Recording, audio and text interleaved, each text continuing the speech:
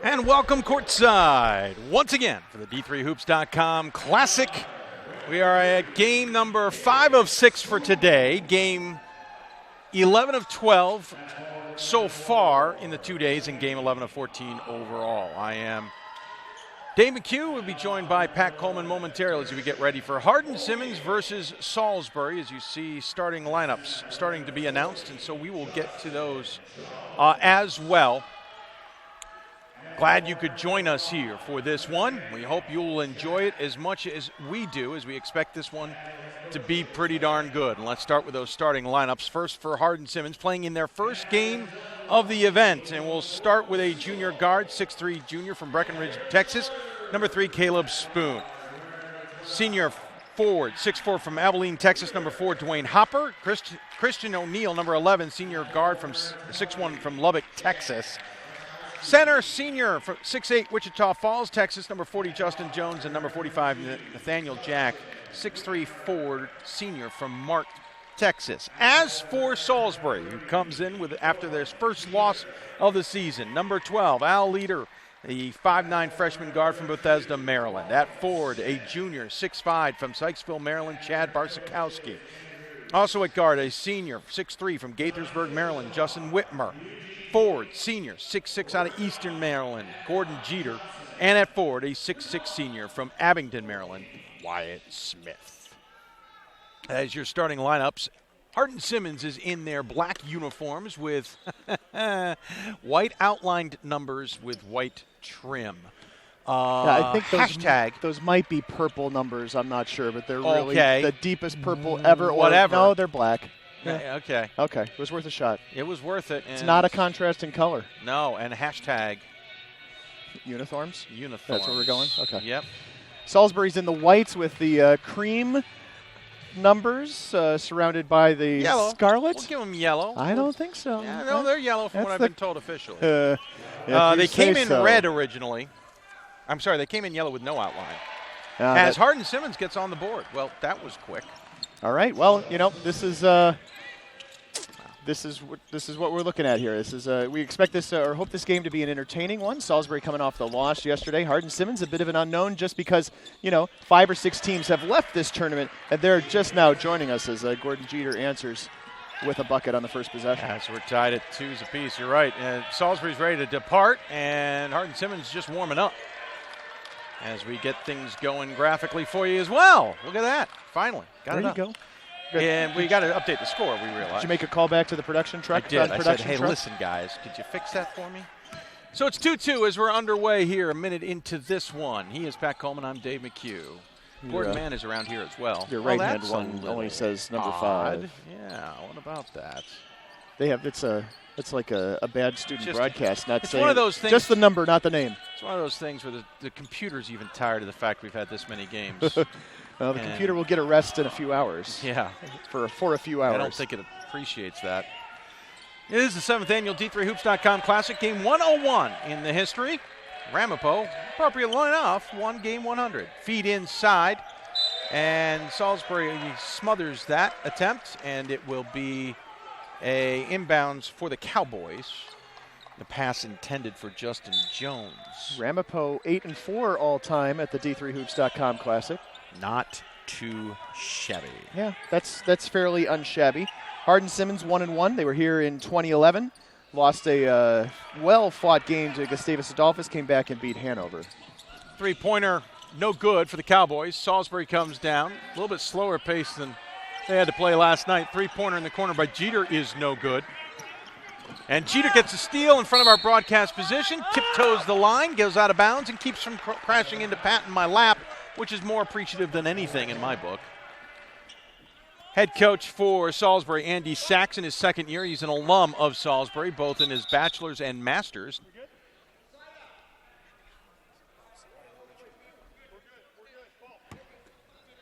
Good to see Chuck McBreen come over and say hellos. And goodbyes. And goodbyes, great.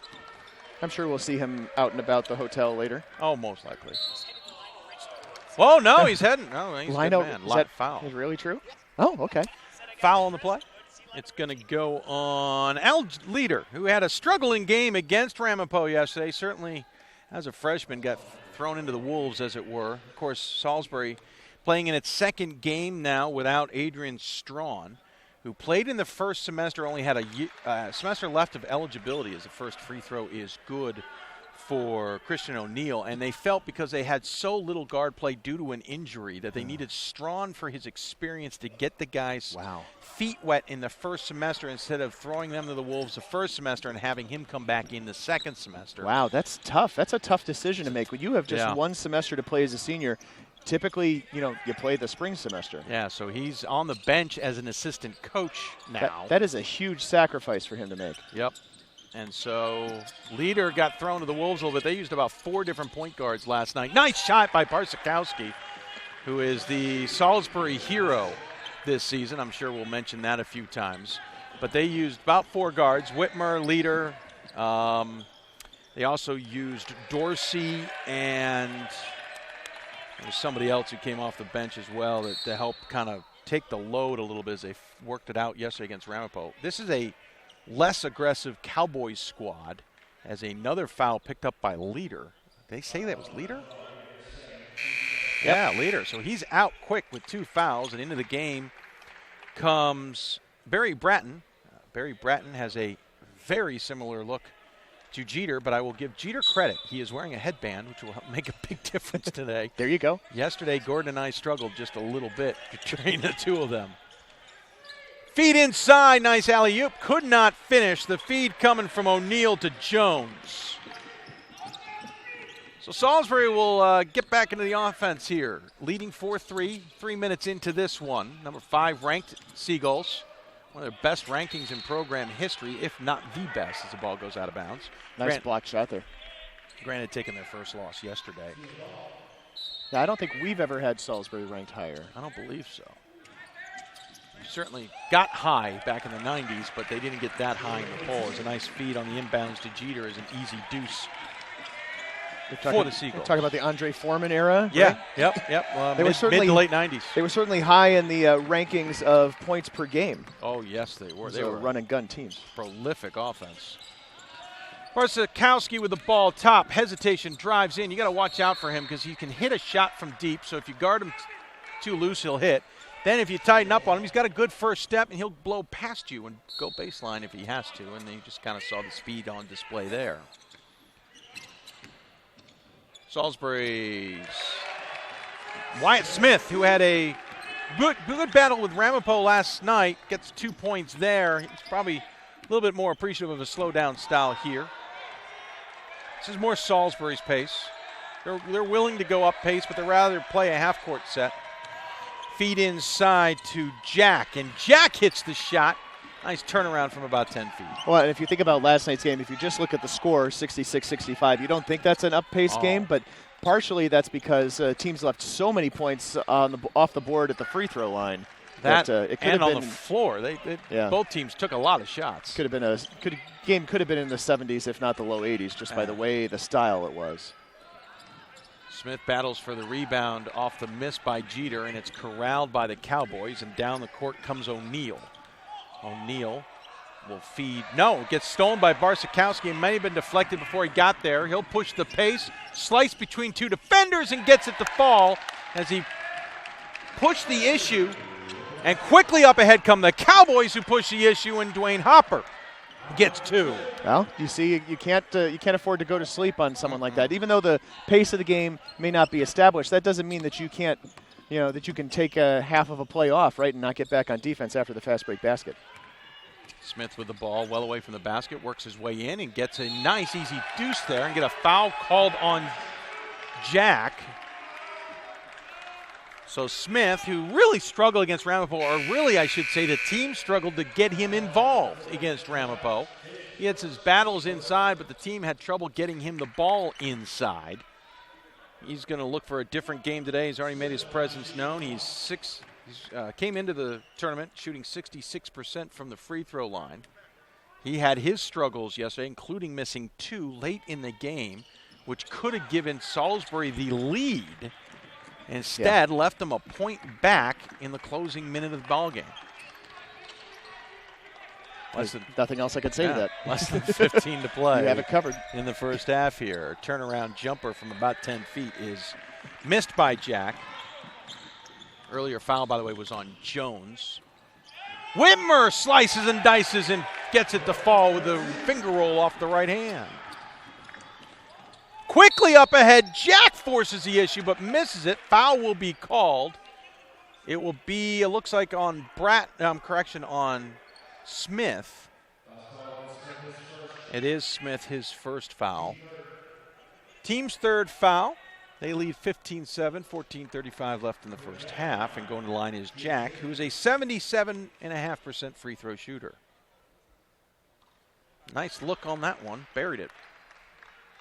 Yep, and none of his teammates on the lane to. Yeah, they're all on the other side of the court. There's a few teams who like that style. That one hit the rim twice, hit the glass, and came back in. Doesn't matter. It still counts as a point. Into the game for Hardin-Simmons. Ryan Lease, the 6'2 senior guard from Houston, Texas, has made an appearance. Barsikowski for three. No good. Front iron. Jeter tries to battle for the rebound, gets deflected out of bounds.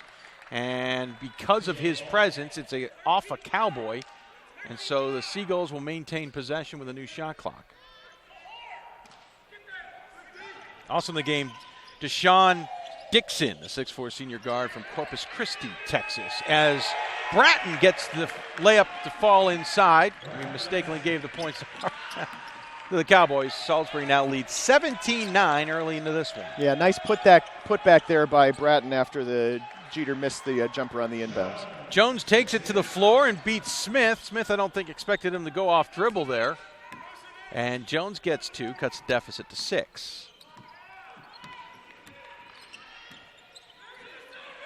13:45 left. Barsikowski tried again from deep. Nothing but the bottom of the net.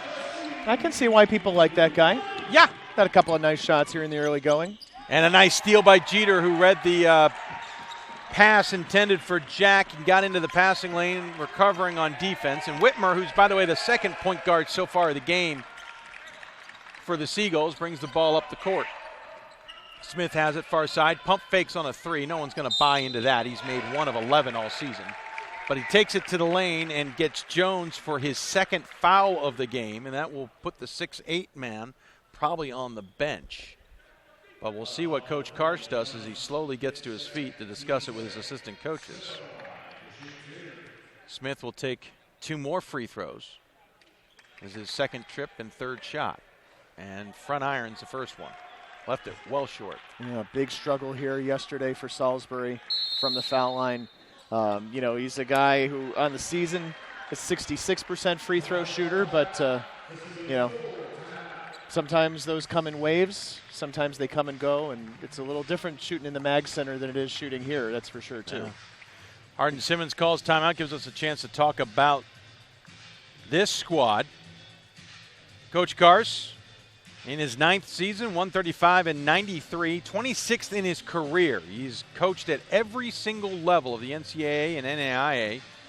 West Virginia State, Mountain State Billings. Of course, he's a Bethany grad, so he has his Division III roots as well. 425 and 283 over his career. I don't think there was a Division III when Coach Karsh graduated but I like from to college. imagine it.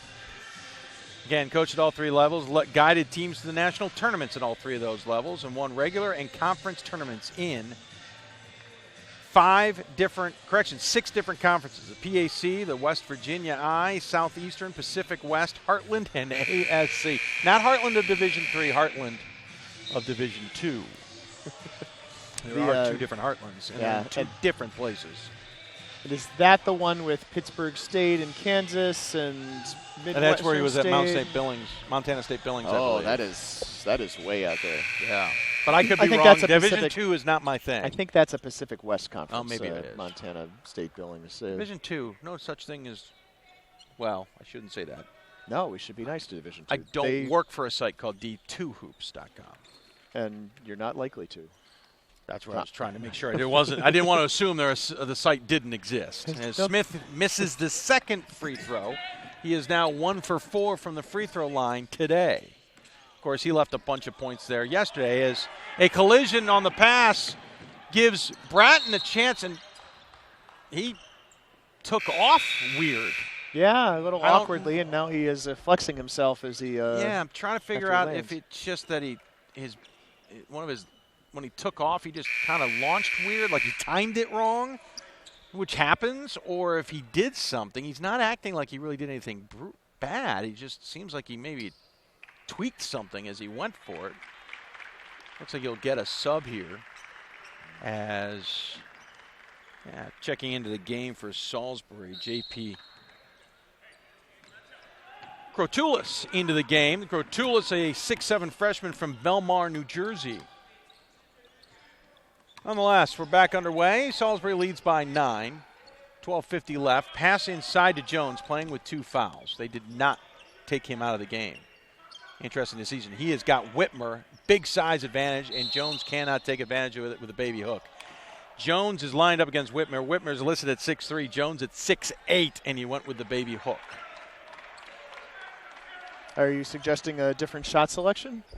I would have faced him up. You're not as tall as he is. No. I would have expected to be guarding him to have him face me up. There you go. There you go. That's nice little rainbow shot there from O'Neal.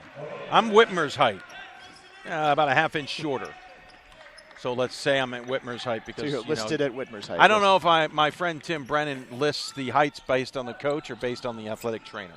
I'm sure I will now get a text. Yeah, exactly. If he's listening. I know he was watching yesterday. It depends if he's listening. Nice rebound from the Cowboys, pushing the pace, hitting the accelerator. Down the court goes Jack. Count it and go to the line, my friend. That's a nice break and a nice finish. And, Hardin-Simmons having the game get away from them a little bit, even though Salisbury's keeping them in it with issues at the foul line again. An opportunity to come down here, maybe get a little bit of momentum. But, the way the pace this game is played at, it's really hard to feel momentum on the floor right now. Great, yeah. Both teams can hit the accelerator if they need to as Jack completes the old-fashioned three-point play. However, both are more than willing to go into a half-court set, as Salisbury is showing right now. Man-to-man defense, no surprise from the Cowboys. I think it'd be more of a surprise if I saw them in a zone. Cowboys have lost 3 games this season, all by the final shot out of the 4 that they've lost. Cheater for 3, missed everything. But it fell into the lap of Cortulis, and Cortulis puts it home. I think Cortulis was surprised to find the ball in his lap. Yeah, fortuitous bounce, I would say, but it didn't bounce. Caught it on the fly.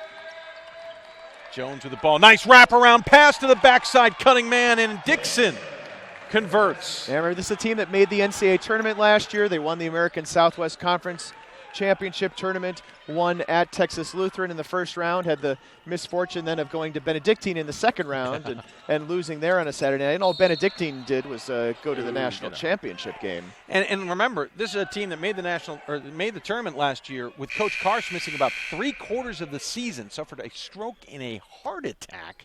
It is great to see him back on the sideline. I'm surprised and impressed and surprised. But they had an opportunity to have such a great season, and I think that distracted them greatly. I voted them in the early preseason top 25, expecting them to come back kind of with some gusto. They haven't been able to, but this is a dangerous team out of Texas if they can start figuring things out. And that's a nice job by O'Neal to come down and hit a 17-footer. Closes the gap. You have a mistaken score. I just fixed it. Closes the gap to 2. Salisbury leads 22-20 after a couple of missed opportunities on the offensive end the last couple trips down. Yeah, the Hardin-Simmons resume, losses to Southwestern by 3, got blown out by Texas Lutheran, and then lost at UT Tyler in triple overtime, lost by 1 at Texas Lutheran just a couple of weeks ago. Key wins. It's kind of hard to tell what are the important wins this early in the season based on a look at the schedule. They've beaten Schreiner twice. They've played Bellhaven and Laterno in their conference schedule. They've beaten ETBU and Louisiana College and Trinity, Texas. I know they were looking forward to being here. They love this matchup. Of course, their next game tomorrow will be against Wheaton, right? Who is in attendance and scouting. Wheaton is our team on the bye today. Yeah, there you go. Missed shot from Smith. And a foul by Whitmer. By the way, quick note on Whitmer. Yesterday, at least, suffering from the flu or some kind of illness. Amazing that he played as many minutes as he did against Ramapo, as he was very, very, very much under the weather. No, and if you have flu-like symptoms and you're here, flu-like symptoms come with dehydration, and this is the desert. Yeah, it's not easy. Nice feed inside to Jones, who gets it to go on the reverse. The feed coming from O'Neal, and we got a tie ball game. Just like that, Cowboys have figured things out and gotten back into the game. Now for the guys coming from Abilene, Texas, and West Texas, it's a little bit dry there too. So not as much of an adjustment, and I don't think the altitude is much of an adjustment for them either. There's some altitude here. I don't know if you knew that. Oh yeah, for those boys on the eastern shore of Maryland. Three-pointer, Barsakowski misses. Smith cannot hold in the rebound, and it's picked up by Jack. He'll put the accelerator down. Up ahead to Dixon. Interesting three-pointer on the way from Hopper. He kind of shot that from his hip. Yeah, with his arms extended. Little rainbow look there. That ball didn't get anywhere near his body. Inside feed to Jack, and Whitmer can't believe he got called for the foul. Thought Whitmer got around him clean. Thought it was a good no call maybe, but that's not how the official saw it. The same official who called the Wheaton Banana Slugs game yesterday. I only bring that up because a nice moment as the Wheaton coaches are here between that official and the Wheaton's coaching staff, just discussing yesterday's. But a moment of, hey, we apologize. Oh, good, because it was not a. It was a fairly contentious relationship there at the end of the game last night, shall we say, between the Wheaton coaching staff and Eugene Felice's crew. Let's just say I saw Wheaton's coaching staff reach out and apologize, which you would expect, honestly, from a Wheaton coaching staff. Tied at 22, 9:09 here. Let's take a look at Salisbury a little bit more again. Entering the game 8-1 overall. Have that right? 8-1 or 7-1? I know on my sheet it's 7-1, but I'm second guessing myself. What are we talking about? Overall record for the Seagulls. 7-1. Thank you. I don't know much more than you do. I'll be honest with you. You vote in this poll every week, and I'm here for the ride. I have them number 9 on my top 25, and not that I feel they're a number 9 team, but you got to fill in the holes sometimes, and I have a gap between my top group and my middle group. Is this in the top group or the middle group? Nah, they're in the middle group. Okay. I definitely think they're a 10 to 15 squad, and I think even with the loss to Ramapo, they proved that as a shot is good from Jack to take the lead. But they're number 5, thanks to other voters. There are 25 of us. And listen, they're going to be good. The Capital Athletic Conference is going to be good. They beat Christopher Newport at home on a buzzer beater from 46 feet from Barsakowski. And, they're off to the best start in program history. Can't take anything away from that. Nice feed inside. Cannot get it to fall for Cortulis. And Salisbury's leaving points on the floor again. And that's going to be a travel. O'Neal got caught up. He was trying to set himself and took the extra step to square himself to the basket. And that takes 3 points off the board. It doesn't allow 3 points to go on the board. Correct. 17 fouls for Salisbury, so Hardin-Simmons, which is a much better foul shooting team right now, is going to be in the bonus the rest of the half. Into the game, Brandon Dorsey, freshman, 5'11 guard from Westminster, Maryland, helps contribute to the last turnover. And flying in, Bratton, I think whatever he did on that layup attempt is no big deal because he showed his hops there to grab that rebound. Yeah, Harris comes off of a screen for a 3, a little bit off balance, and I thought it was going to be on target, just did not quite hit. Barsakowski for 3, buries it. Do not leave him open. Yeah, big shot, and he's 48% from downtown for a reason. 8 minutes left to go here in the first half, and what's good back and forth already. Salisbury, the 25-24 lead. Three-pointer from the Cowboys. Maverick Harris into the game, the 6'5 senior guard from Bourne, Texas, misses the shot. Barsakowski with it, feeds Bratton for 3, no good. He had a couple big shots against Ramapo. Can't get that one to fall. Picking up the rebound is Spoon. Now into the hands of O'Neal, and he'll feed Jones to Jack. Jack works it up. Probably did too much work there and missed the opportunity. Leader, who's back into the game for the Seagulls, picks up the ball, will come across the timeline. Leader's in trouble. He has to get out of there and finally finds a teammate, and they'll swing it all the way around. Dorsey for three, rattles it home. A lot of threes being rained down right now by the Seagulls. And, Hardin-Simmons' opponents shoot 36% from downtown on the season, so it's not as if they've had a lot of success defending against the three this year either. Now, Salisbury averages about 35% from beyond the arc, so that fits right into what Hardin-Simmons will allow. As Hardin-Simmons calls their second timeout, they're left with 4 now. Now let's see, this is game, I don't even remember this. Is this game 4 today? No, 5, sir. Oh, good. It's game 11 of 11 good. so far of the 14. That means we're closer to being done. Yes, we're flying along here. Salisbury, by the way, assistant coach Mike Fitzpatrick in his first season out of Arcadia, played there until 2014. Adrian Strawn, we mentioned earlier, played in the first semester, averaged 5.5 points a game, was basically the first sub off the bench, especially at guard. And then Bobby Bates. Hardin-Simmons assistant coaches, Derek Jefferson in his first year. He was All-South Region D3Hoops.com member, criminal justice major at Hardin-Simmons, and has chosen to follow Coach Kars to the bench, though there's another assistant coach that they don't list on their website who helps Coach Kars out. Don't have his name. Nice move by Jones to get 2. Yeah, I hope that's the guy who knows the pronunciations, because that's who I checked them with before the game. That's who you talk to. That's who I talked to. That's the one unlisted. That's the unlisted assistant. The stealth assistant. Yeah. Bratton with a drive and a dice and a made basket. That's a really nifty move. Nice job switching hands with the ball in midair.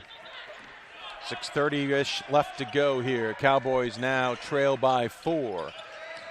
Jones being harassed by Smith. Go Salisbury's hit a lot of big shots, but Hardin-Simmons is right here. Pump fake on the 3. Kick out. 3 on the way for Hoep. 6'1" sophomore guard from Santa Rosa, California, into the game. Nice feed inside. Hopper to Dixon for 2.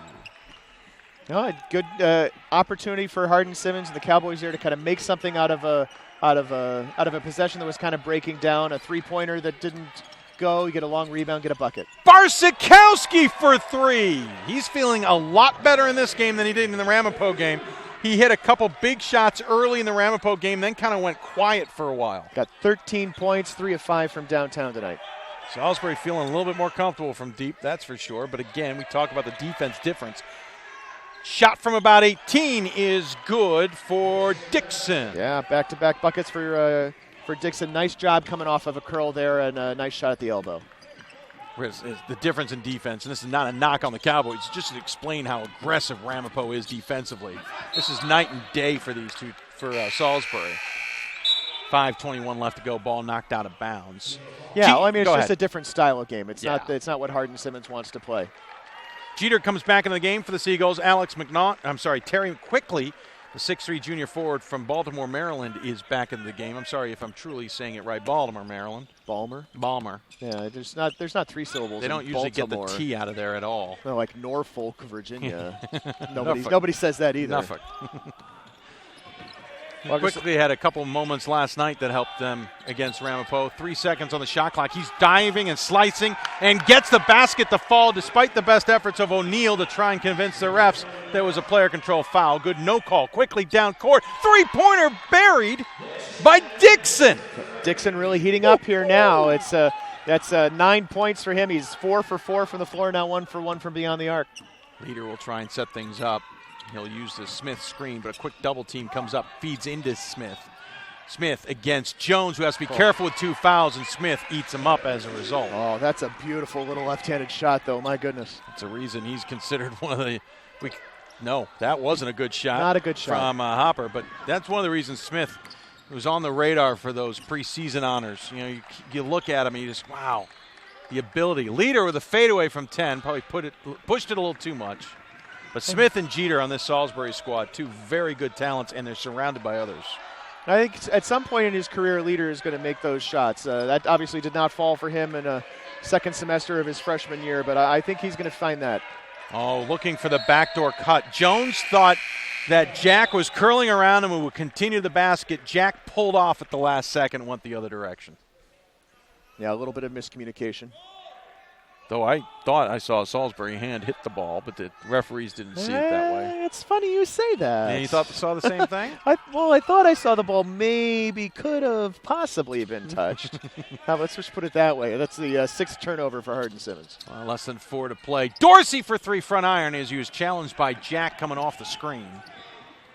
And O'Neal step inside the line, no good as he missed it short, and quickly picks up the rebound and quickly gets it up to Jeter. That's named quickly. All the way around, Leader will take a 3 from a step off the line and buries it. They are feeling very comfortable in this defense. This is more what they see with Christopher Newport, more what they'll see. Ramapo matches a little bit closer to St. Mary's, but more what they'll see against other squads like Mary Washington. Now you see, I thought Leader's shot there was a lot more ill-advised, but of course that's the one that went down. Yeah, well, that's always how it works. Yep. And as Jones's effort, it somehow ends up in the hands of Spoon, who finishes the basket. That's a nice finish. Again, the Hardin-Simmons offensive possessions are not nearly as flashy or as exciting, but they're pretty much just as effective. They're down by 5 here. 2:53 left to go in the half. Dorsey's got the ball. He's about the third point guard out there for Salisbury in this game.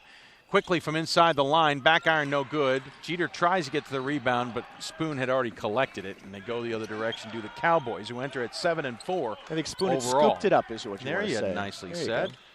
They're already 3-1 in a very large ASC conference. 5-0 at home, and this is their first neutral game of the season. Yeah, they play inside the division twice. They play the other division, everyone in that division once apiece. So that's a bunch of games. Spoon for 3 and cuts the deficit to 2. This was a game I definitely wanted to see Salisbury and Hardin-Simmons play. 2 matchups you just don't get to see very often. Right. This game will not be scheduled in the regular season, no. I'm pretty sure. Basically, there's an outside chance of a second weekend, just the way the quirkiness of the South. You've seen that with Virginia Wesleyan and Mississippi College in the past. True. But more likely a game you wouldn't see until Salem if both teams were good enough to get there. And we're glad to have them both here at the 7th annual 10-second violation as the Cowboys were slowly bringing the ball up the floor. O'Neal lost track of the clock, and he didn't cross until the 19-second mark. He looked stunned, but it's a terrific call by the official who was paying attention. Yeah, absolutely. There's no denying it when you could look up at the shot clock and it says 19. It's like, yep. You weren't there. Yep, it's a timeline. Still a timeline. Didn't mean to step on what you were saying. I was just so I don't remember surprised by the slowness of that effort. It's okay. I thought I had an opportunity to talk. Yeah, right. I mean, it seemed pretty easy. Jeter drives. Remember, Jeter's got the headband. Into the game is Hoop, who's got the ball in his hands. You're the one who has to identify the players. The color is like a vacation. And Hopper hits the shot. Well, it was kind of a reminder myself. Ties the ball game at 40 apiece. Actually, it's good to remind the viewers too. It's video is good enough these days that you can tell these things. Jeter coughs it up, driving the lane, and so the Cowboys will set up the offense. About 65 seconds left to go here in the first half, but Jeter steals it away from Jones. Leader picks it up. It's a 2-on-1 mini break. Jeter up ahead and kisses it off the glass, takes back the lead 42-40. Yeah, freshman point guard finishes by feeding the senior Leader. That's how you finish a fast break. That's how you're taught to do it in practice. Not by the coach, by the seniors. Coach doesn't care. Seniors do. 45 seconds left, 2-point lead for the Seagulls, but the Cowboys have the ball in possession. Well, the coach just wants someone to finish it. In this case, the senior was definitely in better position. Hope, three-pointer, no! About halfway down and comes back out quickly with the rebound. 31 seconds left to go in the half. Yeah, Hope's got the range to do that, though. 7 of 18 coming into the night from beyond the arc.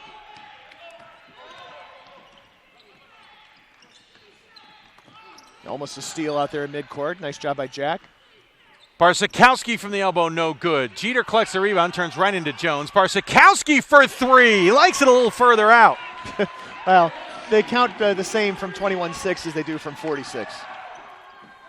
Three-pointer, nothing but the bottom of the net for Hopper at the buzzer, nearly.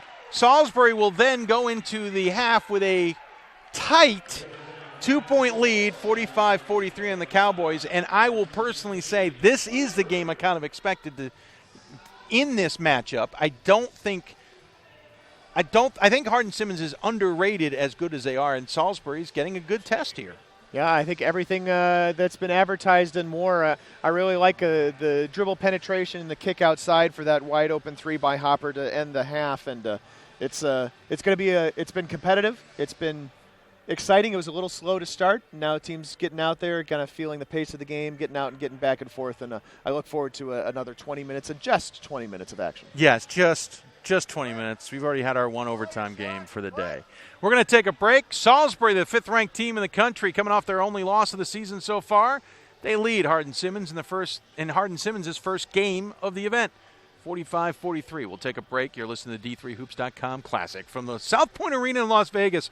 Back with more in about 10 minutes.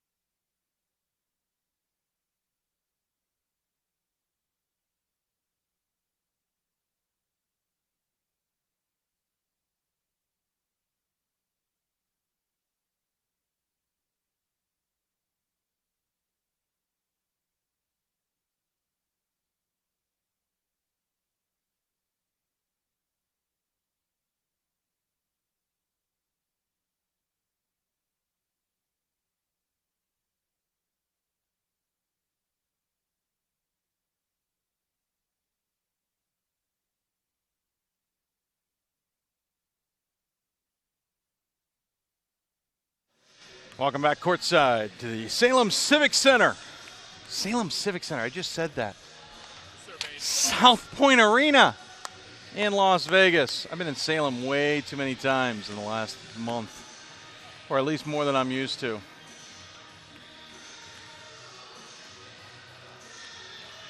Well, it is halftime between Salisbury and Hardin-Simmons. The fifth-ranked Seagulls on top of the Cowboys, 45-43. You see the stats there for the teams. Hardin-Simmons shooting 53% to Salisbury's 49%. Hardin-Simmons 3 for 12 from beyond the arc. Salisbury 6 for 13, which is making up for the fact that Hardin-Simmons is 6 for 7 from the line, and Salisbury says 1 for 3. That can't be right.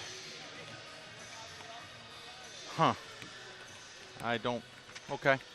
Rebounding pretty equal. Assists and turnovers, Hardin-Simmons 11 over 7, and Salisbury 6 over 3. Hardin-Simmons led by Nathaniel Jacks, 9 points and 6 rebounds, 8 points for Justin Jones and 7 for Dwayne Hopper.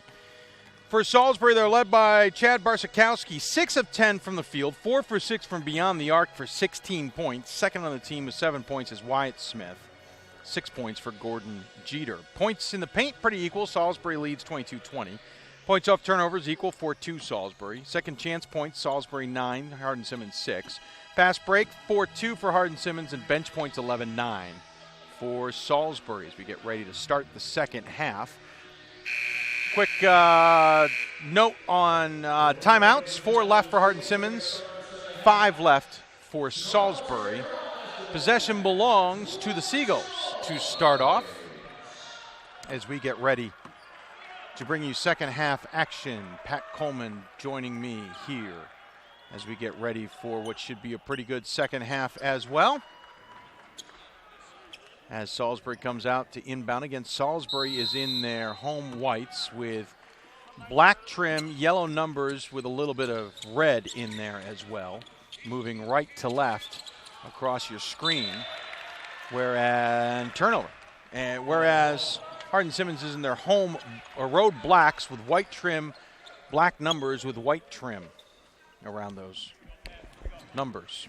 Yeah, and Salisbury's trim just is more of a maroon. Okay. Just for... Trust me, I'm taking your word for it. I understand. I like these uniforms far more than I liked yesterday's visiting or road uniforms for the Seagulls. On the missed shot there for Hardin-Simmons, for both teams on their first possession of the half. Can't do anything with it. Well, calling games with you, I now finally understand what red-green color blindness actually means. So. You should talk to my wife. She still's trying to figure out some of that. The ball ends in Andy Sachs' lap, and he controls it rather well. Out of bounds for the Seagulls. Barsakowski will inbound it. Out there to start the half, it's Barsakowski, leader, Jeter, Whitmer, and Smith. And for Hardin-Simmons, it is the starters: Spoon, Hopper, O'Neal, Jones, and Jack. 6 seconds on the shot clock. Leader, crossover dribble, and gets blocked. He thought it was goaltending. I don't think it got to the glass, and I don't think it was coming down yet before Jones came in and swatted it away. That would make it legal then. It looked legal from my vantage point. The referee had a much better vantage point. O'Neal being guarded by Whitmer. Tries to force it into Jones. Jack will try and corral it and finally does. 8 seconds on the shot clock. Into the corner.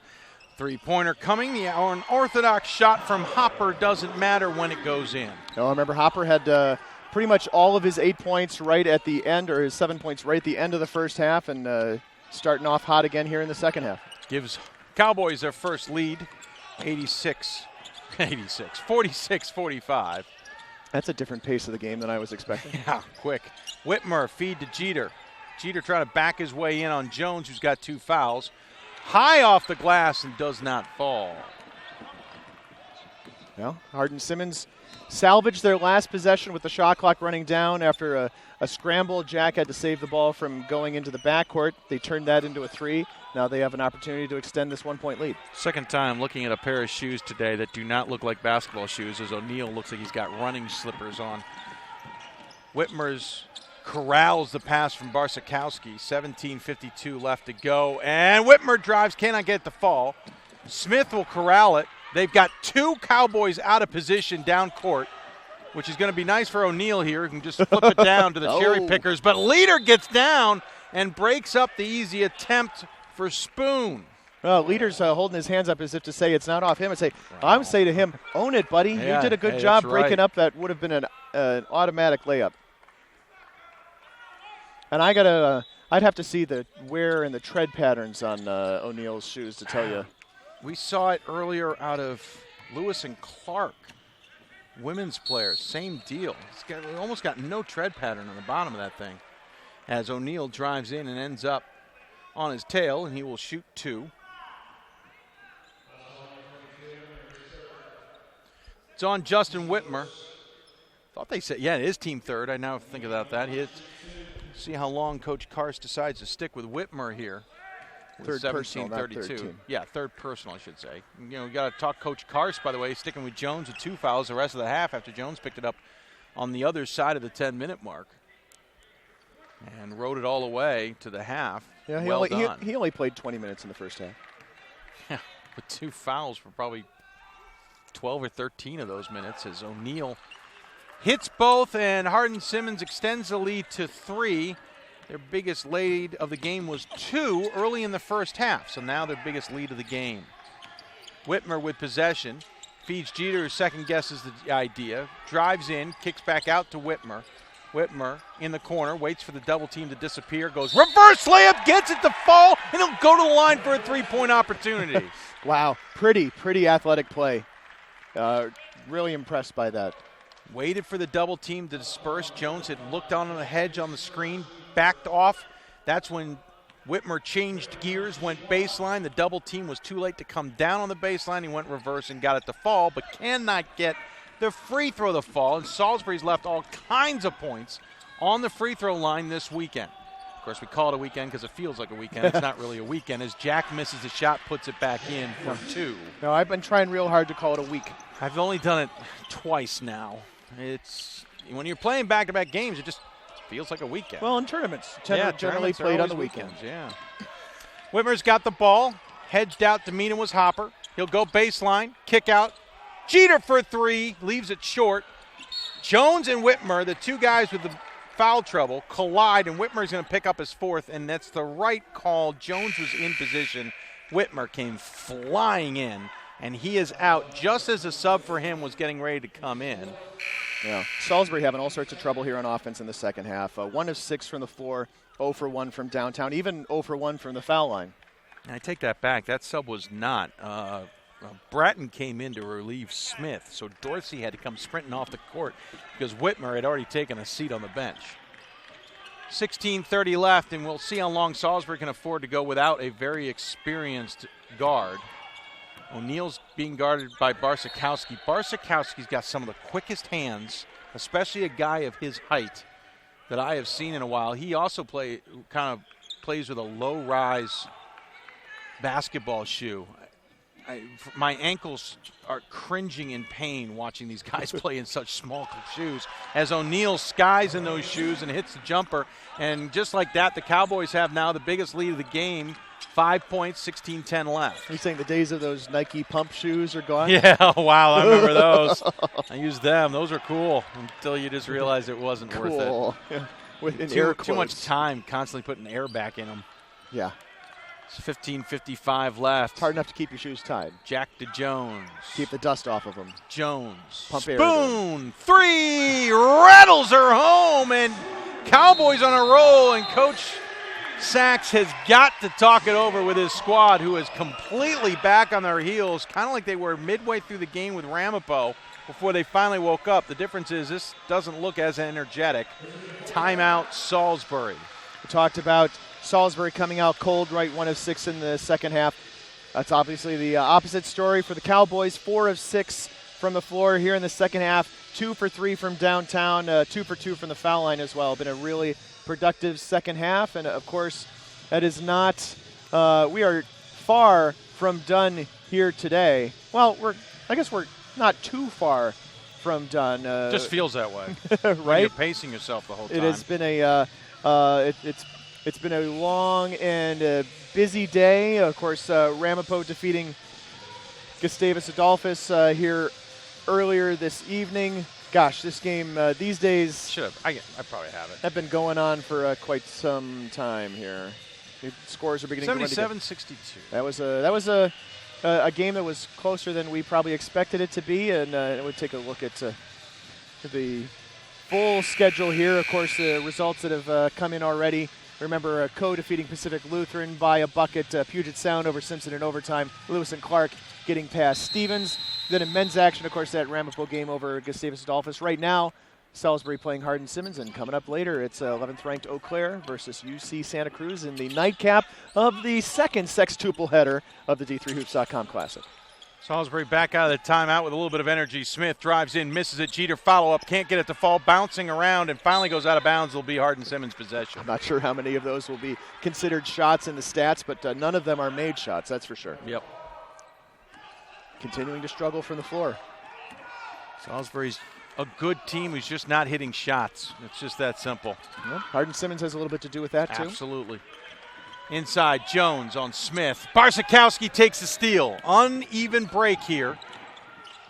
And Barsakowski forces the issue, and since he straddled the man, they're going to call a offensive charge on Barsakowski. Yeah, uneven break, an odd break, just an ill-advised decision by Barsakowski. Back out and start it up. He pays for it. Yep. Jones may have landed awkwardly on his knee as he's holding his knee, and he'll inbound it nonetheless, but looks a little bit gingerly coming up the court. 15 minutes left to go, and Coach Kars would like to discuss things, probably with Jones especially.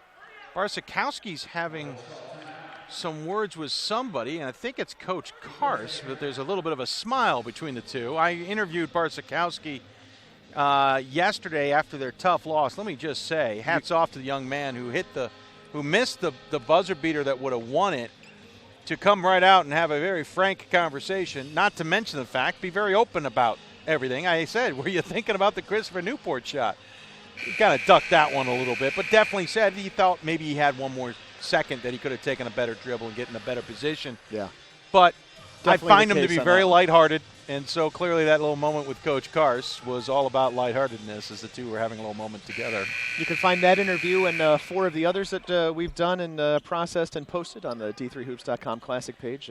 Go to the front page of D3Hoops.com, and you can select D3Hoops.com Classic from the news section down. Downloads, not the word I'm looking for. Drop-down menu, that's a word. Our new website, get a look at it. Take a gander, enjoy it. Three-pointer on the way! Cannot fall off the front iron for Hopper. Not enough English in Hopper's stance to make that happen. Oh, yeah, he tried. He definitely tried to will that in. Dorsey on the far side, he had a couple big shots late in the game against Ramapo. So did Bratton, who takes a three and finds nothing but the bottom of the net. There you go. Maybe the little spark that the Seagulls need, because not much else happening in offense right now for Salisbury. 55-50, Cowboys the lead and the ball. Out there is Jack, who's got it, then O'Neal.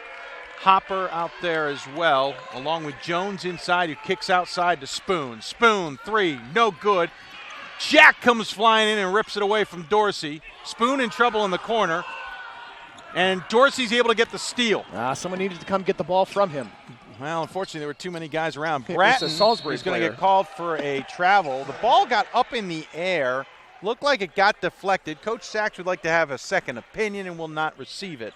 And so it'll be Cowboys' possession. At least won't get a second different opinion. He didn't even get the second. Well, the official now gives him, as the ball's in play, that it was the right call. So he did get the second same opinion. Less than 14 to play. Hope you're enjoying this. If you are, hashtag on Twitter is D3H and D3 Classic. Interact. Let us know how you're enjoying the game. Nice move by O'Neal to drive the lane and hit the two. Biggest lead of the game. Yeah, exactly. As Salisbury comes out, gets a shot, and then, not everything goes right on the next play, and here we are back at a 7-point lead.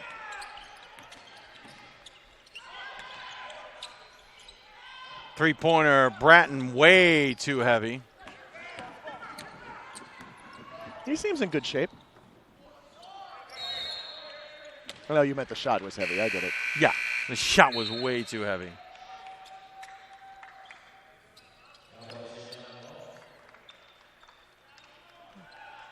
$13-15 left to go. I thought those were okay. I was leaving them. Keeping an eye. Just a little nerves. Keeping an eye. Nice feed inside to Jones. Jeez. Yeah, things were not quite working out. It looked like it was falling apart, and he just calmly put it in, and he's in double figures. 13 minutes left to go, and Hardin-Simmons now leads by 9. Salisbury got down by 12 against Ramapo, and Coach Sachs is contemplating what is going on right now. Leader very frustrated out there between the circles. He's not being harassed as much as Ramapo harassed him as he turnaround jumper at the free throw line turns the possession into a wasted effort. He was upset with his teammates not setting up the offense the way he expected. Coach Sachs has his hands on his hips. Barsikowski's ready to check in. Jones fires a 3. He's 0 for 7 now on the season. Smith, no, Jeter takes it to Jones and gets 2. Cuts the deficit to 7. Quickly up ahead to Jack, who hits the accelerator and somehow is blocked by Bratton. But I would argue the officials didn't see Hopper holding Bratton off. Actually, that might be Smith. We'll see where this is going. Bratton's way away from the play. I wonder, though, if that's going to turn into a bit of a turning point. You know, down here, already up by 9. The center, who hasn't hit a 3 all year, steps out, puts up an ill-advised shot from beyond the arc early in the shot clock. Salisbury comes back and hits an easy bucket at the other end. This has an opportunity to be one of those places where it's kind of think of it as a save point, right? If you want to come back to the game and replay it, that's a spot you might come back to. Jack hits the first free throw up by 8. Barsikowski into the game will replace Leader, which means Dorsey will be the point guard out there. Whitmer still sitting. He's been sitting since about the 16.5-minute mark when he picked up an ill-advised 4th foul on it, crashing the boards on a rebound. Jack looking to make it a 9-point game again and makes it look easy, 61-62. And Salisbury will have Dorsey run the offense out there along with Bratton, Jeter, Smith, and Barsikowski. Barsikowski trying to take the smaller man to the post, but it'll be Bratton who will drive in, misses the shot off balance. Sachs kind of throws his arms up at Bratton, wondering why he had made that move.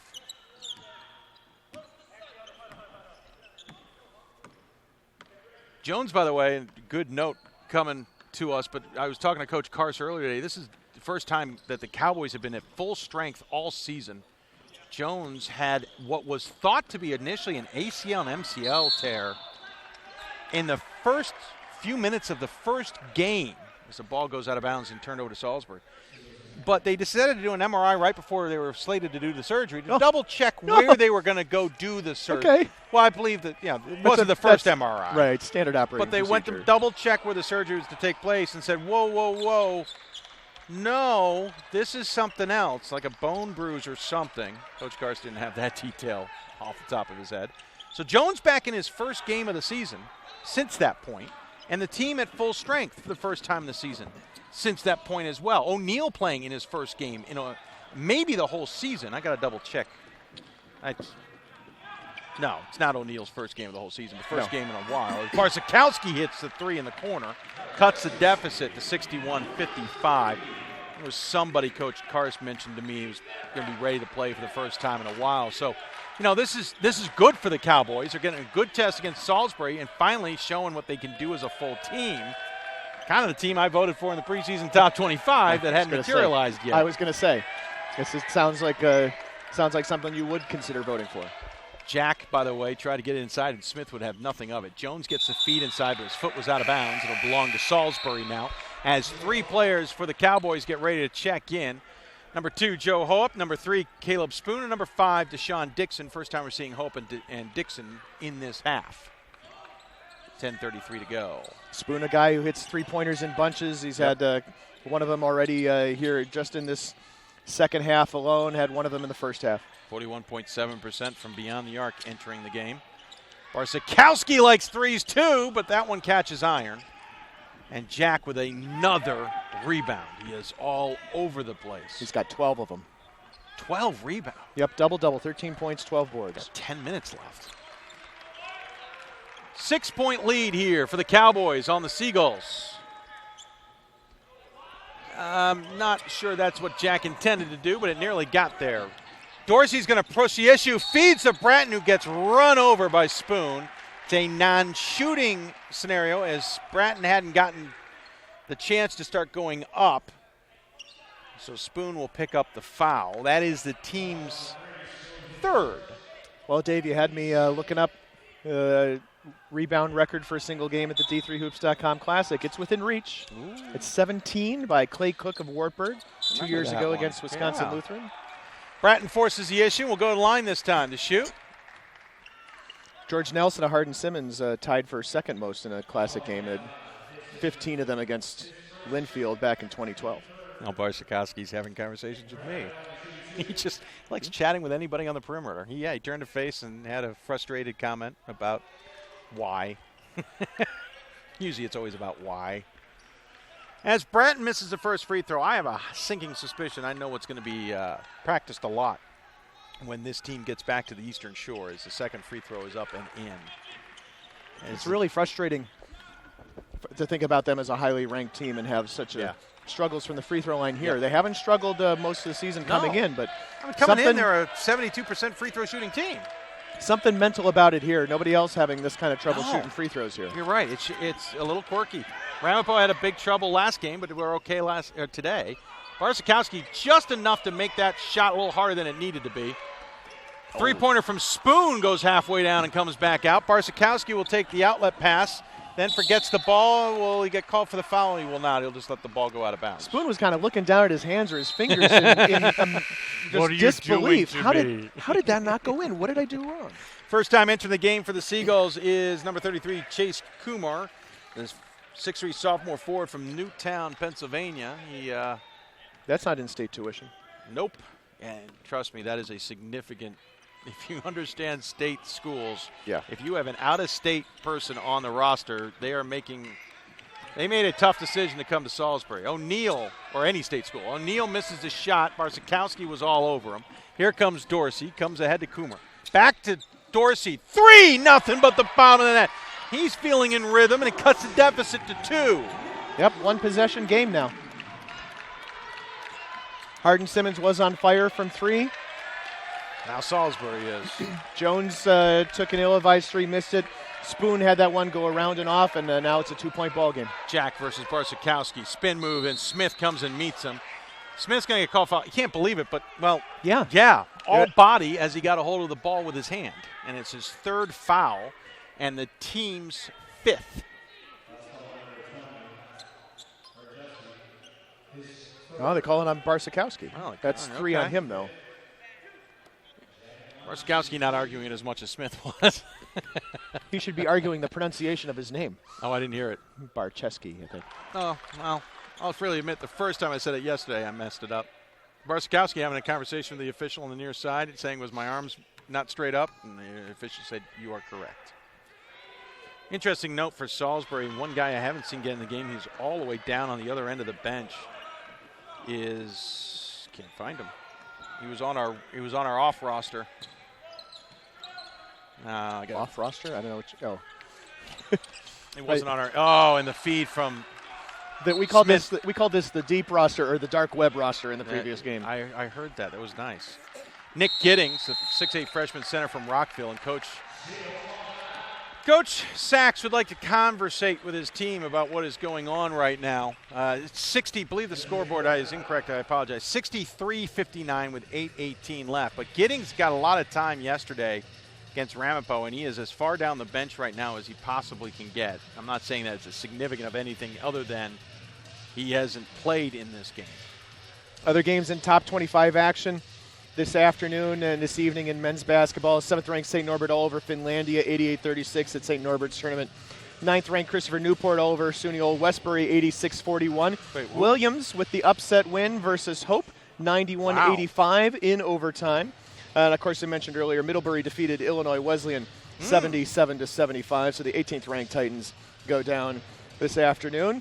Number 25, Wash U defeated Ohio Wesleyan by the score of 82-66. And, of course, a top 25 game yet to be played. That comes up here next as 11th-ranked UW-Eau Claire faces UC Santa Cruz in a game scheduled to tip off at 11 Eastern. Thank goodness that's 8 o'clock our time. And in all honesty, that is still... That's not going to happen. Yeah, exactly. We had a 13-minute delay to start the events today with a shot clock malfunction. We seem to have gotten back on time, but then the second game went to overtime, and that just kind of derailed. I got one more. UW Whitewater remains unbeaten. They defeated Lawrence by the score of 97-71 in a tournament at Wisconsin Dells. Here we got number 5 Salisbury losing or trailing right now by 4, 8:10 left. They lost to Ramapo yesterday, trying not to have the 0-2 hook put on them as a foul inside as Jones was trying to receive the ball. It's on Dorsey. That is team foul number 6, which means the next time Hardin-Simmons will go to the line for the 1-on-1. That would be really tough to come in here as a number 5 team in the country, go toe-to-toe with an unbeaten team on night 1, and then end up going 0-2. But not at all impossible, as you say. They're at the 8-minute mark, and they're down by 4. Kick inside to Jones, who can't get it to fall, and Jack with another rebound. 7:48 left. Closing in on that record.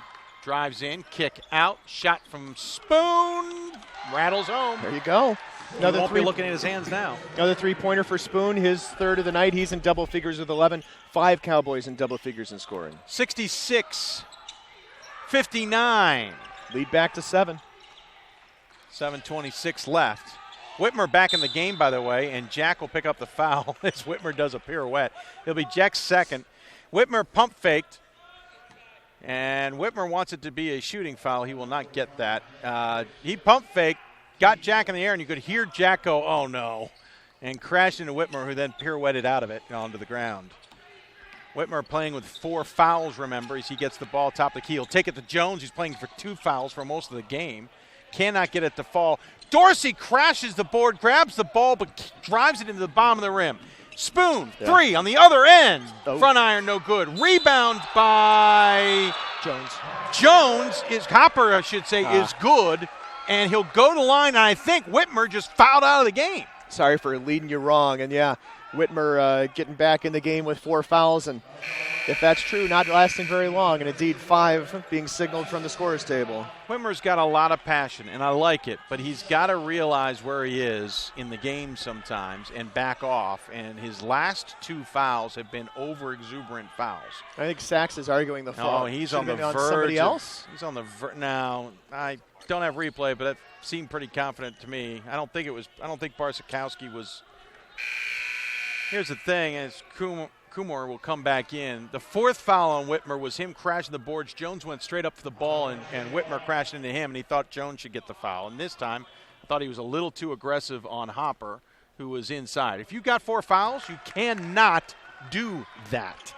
You can't even be in the area, as the lead is now 10 points with 7 minutes left for the Cowboys. I getting a look at it on the stream. I think the guy behind him got more contact on him than Whitmer did. But you just can't be there. Oh, no doubt. Kumar drives up and under, no good. Smith tries to one-hand follow, cannot. And Salisbury's starting to look a little disarray here. They got to settle things down as O'Neal pushes the pace. Smith bodies him, no call. But the rebound by Jack. Jack, not named, Jack Job. He is playing amazingly Muppet well movie right quotes now. for you. 14 rebounds. Spoon for 3, gets fouled, count it, go to the line for a 4-point opportunity. Throwing out the upset alert tag on this one. It's there now.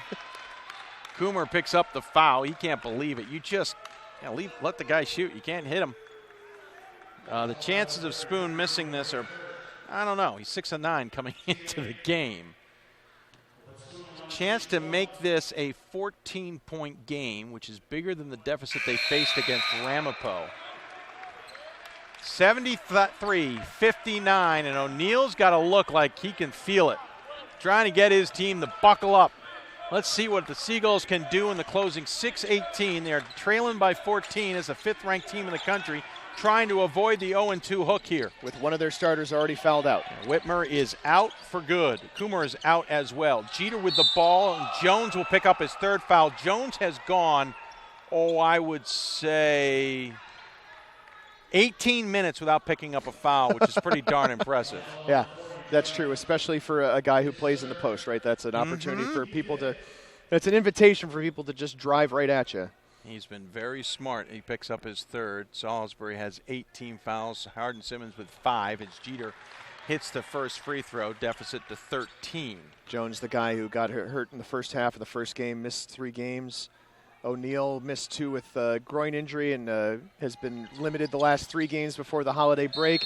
Dixon missed 3 games with the bad foot. You talked about them being at full strength here for the first time, and we're seeing it. They're strong. Salisbury calls timeout. They've got 2 left. Cowboys have 3 left with 6:06 remaining. Salisbury's 6th 20-win season in program history last year, then the 2nd most CAC wins with 13 in program history. A lot of high expectations coming in this season. They took off pretty nicely, including a win over Christopher Newport right before the Christmas holiday. But they are finding their legs did not follow them necessarily to Vegas, and are struggling here. And if there was ever anybody who thought that Salisbury might slip a little bit after, after an alum comes and coaches them to the NCAA tournament, coaches them to some success, and then he goes on and moves on to coach at Randolph-Macon, that certainly did not happen. They brought in a coach, obviously, with a tremendous amount of success, alum. some D3 experience, and they have not missed a beat. Yeah. Except they're missing some beats right now, especially over the last 5 minutes of this ballgame. Yeah, Josh Merkel, the alum, went off to Randolph-Macon, so they got Andrew Sachs, the alum, to come in and take over, and he took over a team with a wealth of players in the cupboard. He did lose, Wyatt Smith, to an ACL last year in preseason. And the team figured out how to do things differently and had a great year. And they bring Smith back to this squad and picked up a few others. And are having a tremendous season. This is a tough one. They got to fight back into this. If they lose this one, this will sting. And for a minute there, I thought Whitmer was re-entering the game. He was about 4 steps onto the court, but he's being an assistant coach. Now, Salisbury's offensive struggles continued here in the second half. Just 5 of 20 from the field here after halftime. Bratton nearly got the steal. 15 seconds on the shot clock. O'Neal to Jack. Jack, floater inside to Jones, who's being guarded by Dorsey for some reason, and they call a travel on Jones. Hold on. We got a travel by one ref. We got a foul by another. I'm going to agree with the foul if it's called. Hey, Jones went up and down. Going to call travel. Jones went up and down. I thought Dorsey was undercutting him, and I thought that's what contributed to him going up and down. Could be. 5:47 left. Salisbury gets the break, trailing by 12, and Dorsey will bring the ball up. Barsakowski, Smith, Jeter, and Bratton on the floor for the Seagulls. Jones, Hopper, Spoon, O'Neal, and Jack on the floor for the Cowboys. It's an easy name game in this one. That's right. Jeter with a baby hook over Jones, gets it to fall. Nice work there to cut the deficit to 10. Yeah, the pregame conversation over pronunciations for Hardin-Simmons was a very short one. It's like, oh, look at that. And even all the hometowns are easy ones. There's no Cairo, Texas, or any of those tricky ones. Jones with the ball, gets it off to Jack. 5:06 remaining, 9 seconds on the shot clock. Jack versus Jeter. Feeds to Jones. Jones puts it up and gets it to fall. I don't know if there's an assist on that. If there was, it'd almost have to go to a Salisbury player. It got deflected off of him away to him. 4:53 left to go. Jeter tries to cross up Jones. Jones giving good distance to keep from being fooled. Bratton, pump fake on Jack, drives the lane and puts it off the finger roll. Cuts the deficit again to 10. They need a couple stops. O'Neal taking on Dorsey. Spoon in the corner, back to O'Neal. Jones looking a little tired, no surprise, but at the same time, he's playing a little further from the basket. Jack's got the ball against Jeter, now back in the hands of Spoon. 8 seconds on the shot clock. Jack's going to have to set something up here as we hit 5. 3 seconds, he'll drive the lane on Jeter, puts up a floater from 5 feet. It's no good. Bratton can't haul in the rebound, but Jeter does. Shot clock goes off, but Jeter already had full possession. 4:10 left to go, and we come up the court. Smith's got the ball. He'll drive in on Hopper, and we'll draw the foul. We'll go to the line, though Smith has been, to be blunt, putrid from the line. I'm not sure you're going to say brutal, but either way, pick an adjective. Smith today just 1 of 3 from the line. 1 of 4, but I think I confused a 1-point opportunity for 2 shots. So he's got 2 here. Bends the knees, flicks it off the wrist. That one looked good. I mentioned Whitmer's already fouled out. Barsakowski with 3 fouls for the Seagulls. Justin Jones with 3 fouls for Hardin-Simmons, but nobody else in foul trouble at this stage of the game. Second one up and good. Smith looked good on those 2. Cuts the deficit to 8. He's got 9 points. Giddings, who I mentioned hadn't been in the game but had played quite a bit yesterday, as there's a whistle. Timeout. Who called timeout, though? I swear that's a coach calling timeout, but we'll take it anyway. Coaches can't call timeout when the ball's in play, but maybe the baseline player called it. So we'll call timeout here by Hardin-Simmons. By the way, both teams now technically in the bonus. Has 6 fouls for Hardin-Simmons. Will drive Salisbury into the bonus on the next foul. But what I was trying to say was Giddings had a handful of water for the coaching staff. Giddings' role tonight is a little bit different. Barsakowski leading the way for the Seagulls, 19 points, 5 of 8 from downtown. Jeter with 12, Bratton with 10 off the bench, Smith with 9. On the opposite side for Hardin-Simmons, Spoon and Jack with 15 apiece. Jack with the 13 rebounds as well. Dwayne Hopper with 13 points. Justin Jones with 12. Christian O'Neill with 11. And Deshaun Dixon with 9. Now that's the entirety of the scoring, but that's a really balanced look from your 6 guys in the scoring column. 4 minutes left to go in this one. Salisbury is trying to get back into it, trailing by 8. They need a spark, and Barsakowski's the kind of guy who can give it to you, but you can't rely on him. Jeter, surprisingly, hasn't had the greatest of games.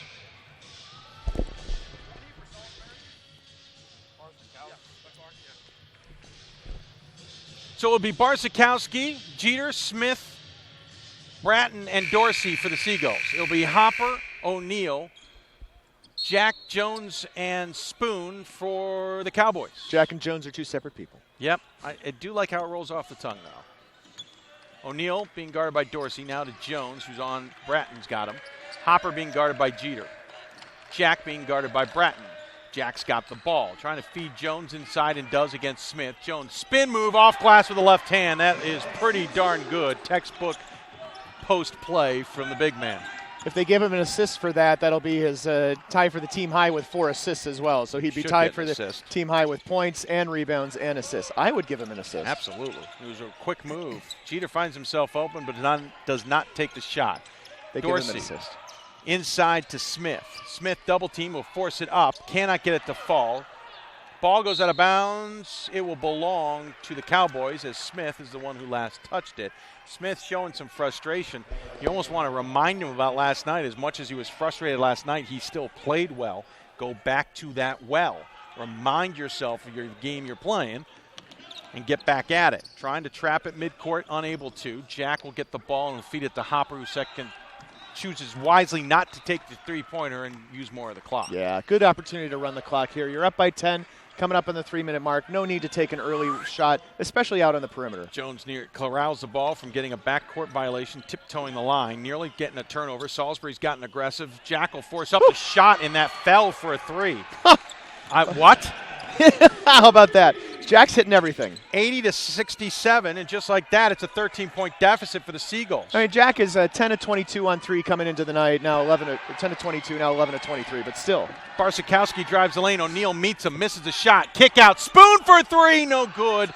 Foul up Hopper, no good. Ball still loose and picked up by Bratton. Salisbury's got to hit the accelerator now or they're done. Yeah, they have to. They're down by 13. Smith's got to be careful. Spin move on Jones. Right-hand side, cannot get it to fall. Actually, really impressive job by Jones staying with him on defense. And not fouling. Smith is quick, and Jones is just staying with him. 2:04 left to go. Barsakowski, it's a steal. Stays in bounds. Gets it to Smith. Batted around. Finally, Dorsey. It didn't stand a chance. No, Justin Jones with the block.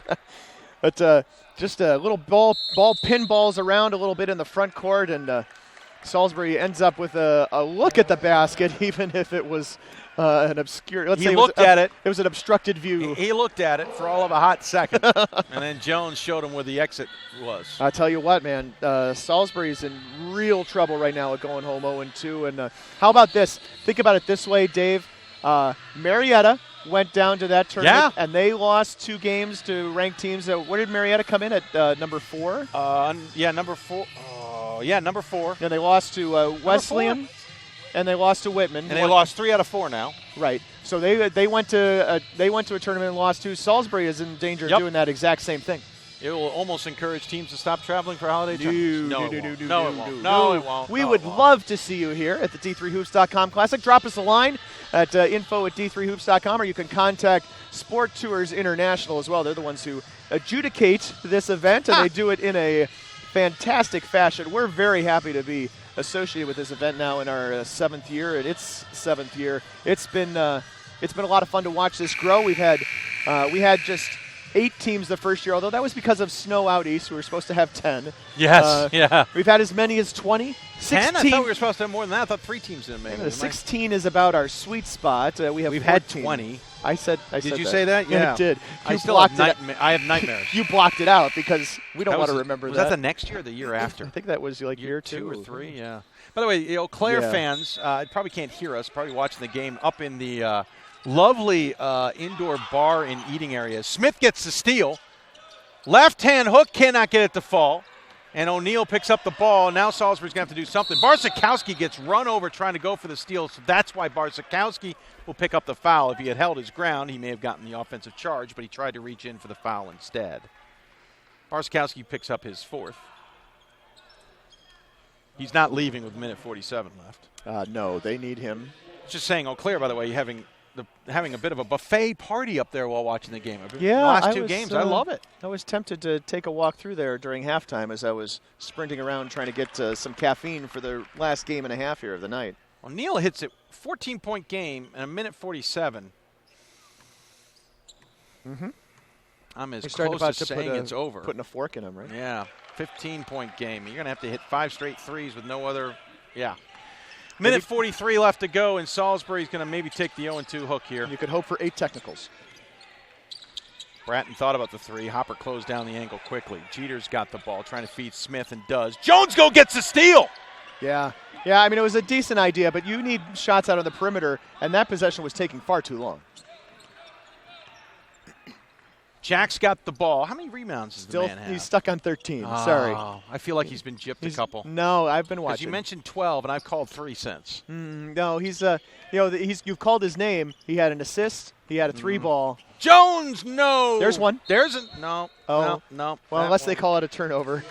They could give him a rebound and a turnover. I bet I go back to the stats and find some more rebounds for the man. 66 seconds left, and I'm ready to call it. I'm sure you're going to watch tape and correct absolutely the stat keepers here. 62 seconds left. I'm ready to call it here. Yeah, Barsakowski for 3, front iron, no good, and Bratton throws his arms in the air. But at what point are you going to run the offense and kill clock? You need to take shots, and at least Barsakowski did something there to try and do it. That's right.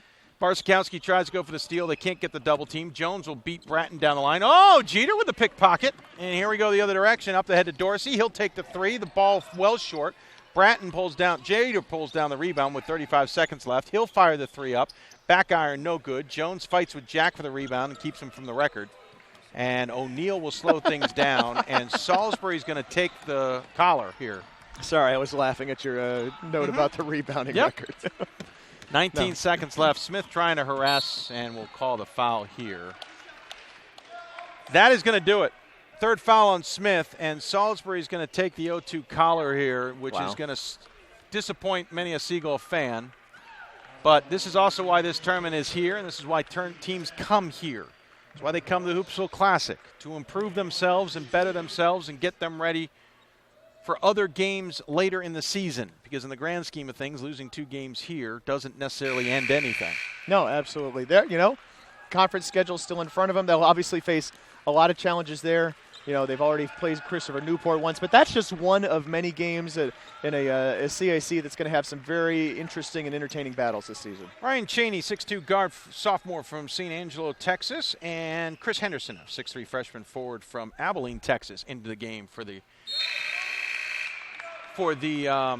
Cowboys. I nearly said Crusaders. Don't do that. Don't do that. Back into the game. Well, I didn't call them the Mary Hardin-Simmons team. You'd have to call them Austin of the game. Baylor Simmons, I guess, to be the equivalent of what. Caston Teal, the 6'4 freshman forward from Abernathy, Texas. 3-pointer from Dorsey is good. A little too late, as it is 84-70. And that will do it. So Hardin-Simmons comes in as the last new team to play, and they get the Seagulls for their 2nd loss of the event. Salisbury will fall to 7-2 overall. After a good start, this one's going to hurt on the flight home back to Dulles Airport. And then the trip across the Bay Bridge won't be any fun either. But Salisbury will learn a lot from this. See, it's in my head now. Hardin-Simmons in the meantime will have to get ready for one more game tomorrow. See, and I was just going to say the trip across the Bay Bridge is never fun. That's a fair point. I will give you that. So Salisbury's going to lick their wounds, but they aren't alone. As we mentioned, Marietta went through the exact same thing already this year. So no surprise. Already this month. This month, right. And it's not like it's never happened to other teams. We've seen quite a few good teams take a licking at an event in the holidays and come back even better. We'll see how the Seagulls respond, but in the meantime, they'll fall out of number 5 with 2 straight losses to 2 very good teams. In the meantime, we got another nationally ranked team ready to take to the court. It is the Wisconsin Eau Claire Blue Golds, who probably are a little bit wiser to the fact that the Banana Slugs are not just a cute nickname after beating Wheaton last night. This game should be good, but in the meantime, final stats, or at least a look at final stats and how many points Salisbury left on the floor. Yeah. Well, in the grand scheme of things, the free throw percentage 6 of 10, but some of those That's are not bad. Missed front ends of 1-and-1s. It did seem like it was a lot worse than that, in all honesty.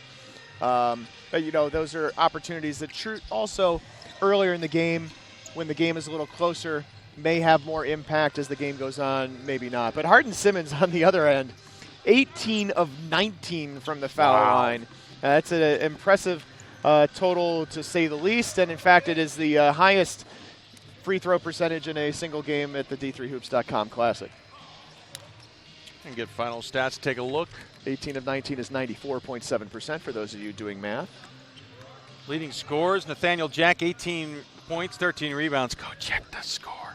9 for 9 for the free throw line, 4 for 8 from the field, 1 for 1 from beyond the arc. 5 players in double figures, 15 points each for Spoon and O'Neal, 14 points for Jones and 13 points for Hopper. 9 points, just missing that double digit was Dixon. Nobody else scored, despite the fact that Hope, Cheney, Lee, Steele, Henderson, and Harris played. For Salisbury, leading scorer, 19 points. Barsikowski, though he only had 3 in the second half. 2 points for Jeter, 10 points for Bratton, 9 points for Smith. Leading rebounder was Jeter with 6. Hardin-Simmons outscored Salisbury in the paint 32-10. It was even off points off turnovers at 10 apiece. Second chance points, Hardin-Simmons 18, Salisbury 10. Fast break 4-2 for the Cowboys. And bench points, Salisbury 23, Hardin-Simmons 9, a role reversal of yesterday's game against Ramapo for Salisbury. The game was tied 3 times and score changed 4 times. And Hardin-Simmons led most of the game and win it again, 84-70. Going away. Salisbury will have a tough flight home. Definition of winning going away. If you look at up that term in the sports lexicon, they should have a picture of this game, which is not really something that makes any sense, but trust me, it works. This broadcast presented in part with Production Truck Software by Blue Frame Technology. We thank them for their partnership to help present the 7th annual D3Hoops.com Classic. If you have questions, contact them and let them know that we sent you. We hope you enjoyed this broadcast. We got one more today left to go. Eau Claire takes on Santa Cruz. It's Blue Golds and Banana Slugs to wrap up day 2. Don't forget 2 more games tomorrow. You've been listening to the 7th annual D3Hoops.com Classic. For Pat Coleman, Goldman Man, I am Dave McHugh. Thanks for tuning in. Hardin-Simmons a winner over number 5 Salisbury, 84-70. Back with the next game in approximately 15 minutes. We hope you'll enjoy that one. And also don't forget to tune back in tomorrow for 2 more games. We'll be back shortly.